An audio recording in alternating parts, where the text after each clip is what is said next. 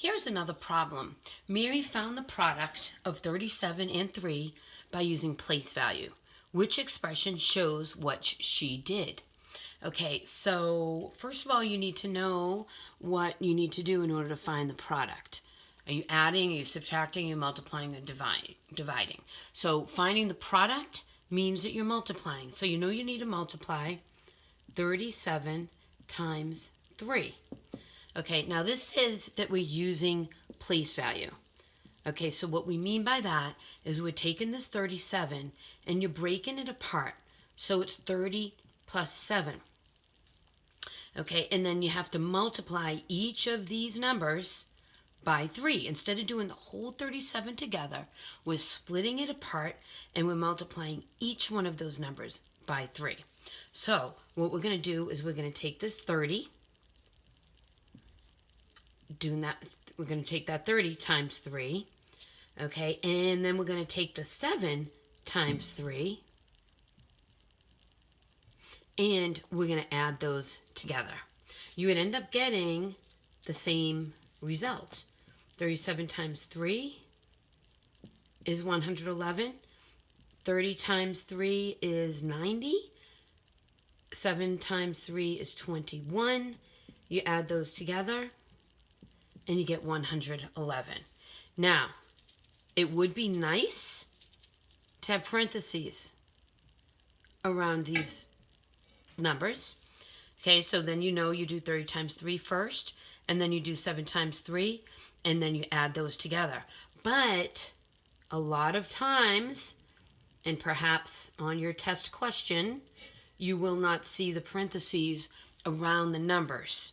Okay, so you need to know that you need to multiply this 30 times the 3 first, and then you're adding the 7 times the 3. Okay, and that is it for that type of question.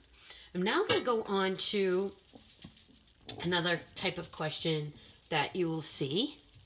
Okay, and this involves partial product. Okay, and say John, okay, is finding the partial product of 24 times 38. Okay, and then it says, it tells you what he has done so far and what he needs to do next. Okay, so the problem might say, okay, well, so he's using partial product.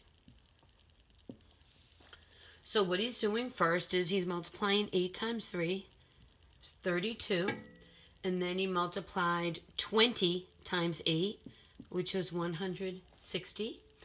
And then he multiplied 30 times this 4. Let's just say that's what he did. 30 times the 4, which is 120. Okay, and then the problem says, what should he do next? Okay, what is next? Well, partial product is something that we don't use a lot. Okay, so my advice to you, and what I was telling everybody to do today, is when you see this problem, don't immediately think you need to add those numbers together, because that is incorrect.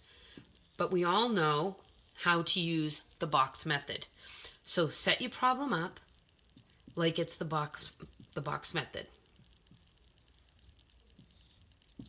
Okay, now go ahead and solve it and see what you're missing in this list. Because using the box method is the same as using partial product. Partial product, we just don't make the box. We list the numbers down. But we all know how to use the box. It keeps us nice and organized. So I'm going to go ahead and start solving here. This would be 600.